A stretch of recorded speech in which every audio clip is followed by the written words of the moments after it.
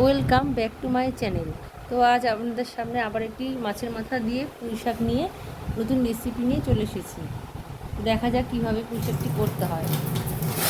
প্রথমে আমি একটি পাত্রে পুঁই শাক ও আলু একটু নুন দিয়ে ভাপিয়ে নিয়েছি। নেওয়ার পর কড়াইতে আমি তেল দিলাম।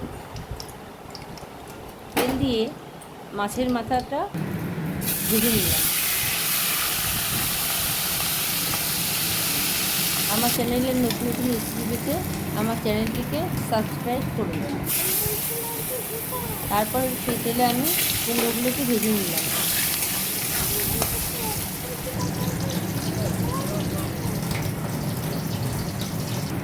তারপর আমি আলুগুলোকে একটু ভেজে নিলাম।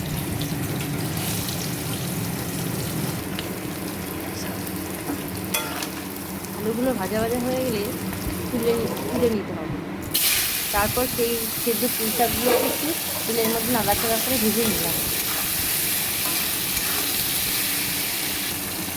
ভাজা ভাজা হয়ে গেলে সেগুলোকে তুলে নিলাম। তারপর কড়াইতে আরেকটু তেল দিতে হবে। দেওয়া হয়ে গেলে তার মধ্যে আমি তেজপাতা, শুকনো লঙ্কা, পাঁচফোড়ন ফোড়ন দিলাম। দেওয়ার পরে সেই তেলে আমি কাঁচা লঙ্কা আর পেঁয়াজ কুচি দিয়ে ভাজা ভাজা করলাম। তারপরে তাতে আমি রসুন বাটা দিয়ে নাড়াচাড়া করে তাতে আমি আদা বাটা দিলাম।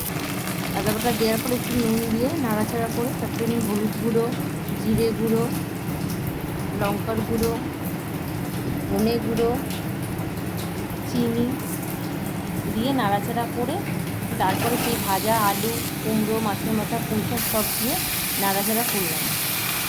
ভালো করে নাড়াচাড়া করে একটু মাখা মাখা হলে তারপরে তাতে আমি